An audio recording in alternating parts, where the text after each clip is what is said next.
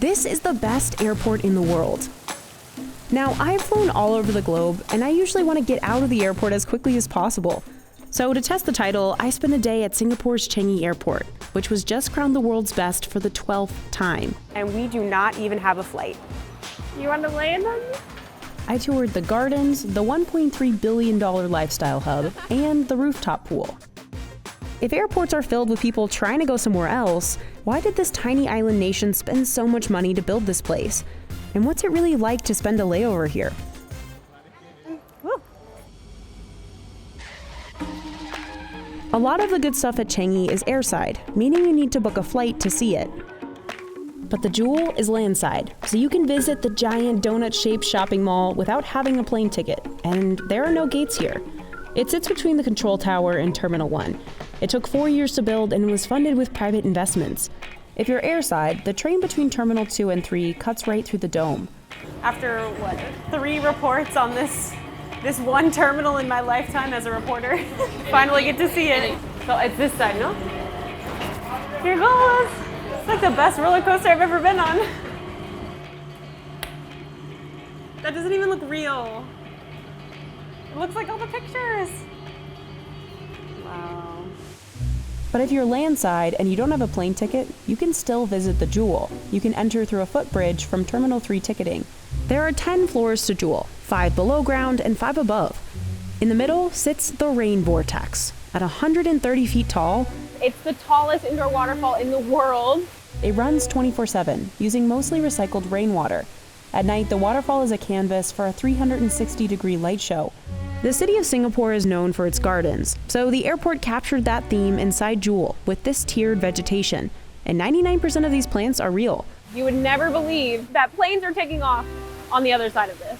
Canopy Park sits at the top of the dome and costs about $6. What? The mirror and hedge mazes cost a bit extra. You can change the gate to block off other people when they come around next time. I feel like I'm in Harry Potter right now.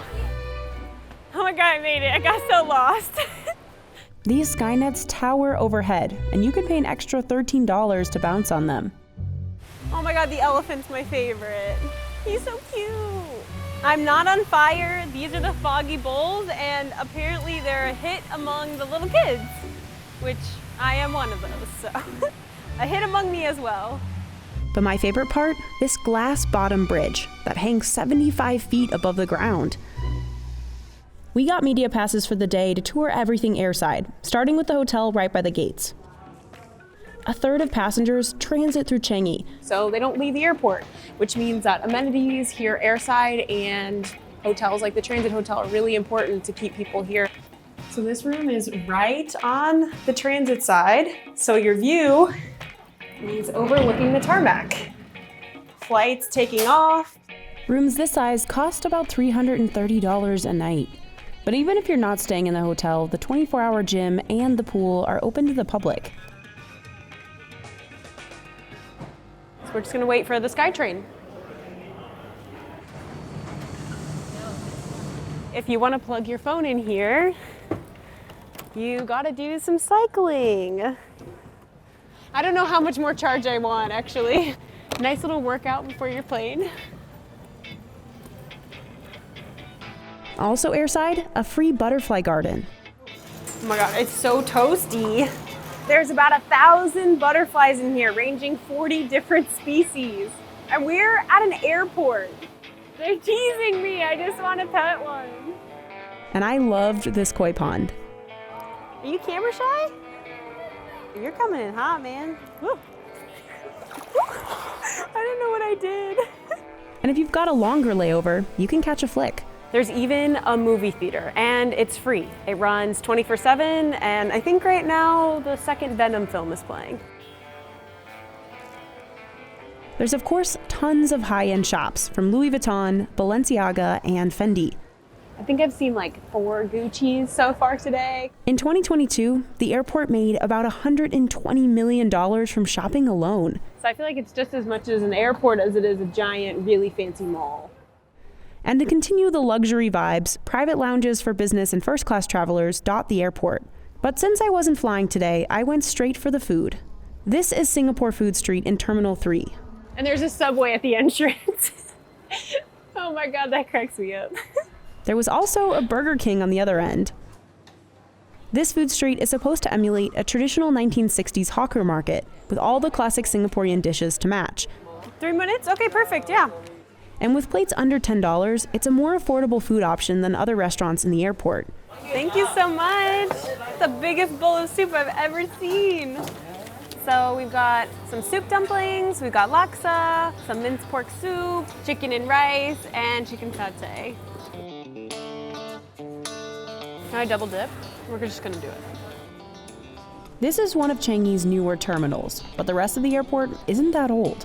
Construction started in 1981. At first, it had just one terminal and one runway. Singapore sits at the tip of the Malay Peninsula, making it a gateway connecting the West to the rest of Asia. Over the following decades, traffic increased. By 2007, the airport had over a 400% jump in passengers, and Changi launched Terminal 3. The fourth terminal came in 2017, and then 2 years later, the airport opened the $1.3 billion Jewel. By that time, the airport had already snagged the title of Best in the World 10 times.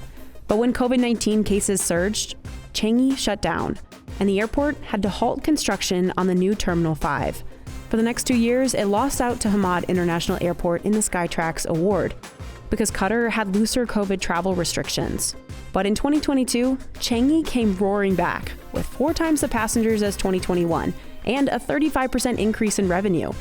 In 2023, it reclaimed the Skytrax title, and Changi hopes to stay on top by beating out Seoul, Tokyo, and Hong Kong in international flight traffic, starting with the resumed construction on the $10 billion Terminal 5.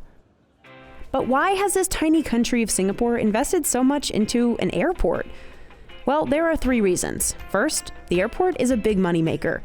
Just about 6 million people live in Singapore. But the airport hosts between 30 and 70 million travelers in a typical year. That brings in a lot of money. Over a tenth of the country's GDP comes from air transport. The industry also supports 375,000 jobs on the island. Number 2, all the new infrastructure in soon-to-be Terminal 5 will add 50 million passengers onto Changi's capacity, bringing in more flights and revenue. And 3, the airport has to reflect the promise of luxury set by its city and its main airline, Singapore Airlines. And that luxury has started a trend in Asia for the biggest, fanciest airports in the world. Qatar, South Korea, and Japan have all invested billions in their airports to create luxury travel escapes, effectively locking more utilitarian North American airports out of the top rankings. So after 10 hours in Changi without a flight to catch, my final thought, add this airport. Yes, airport to your bucket list.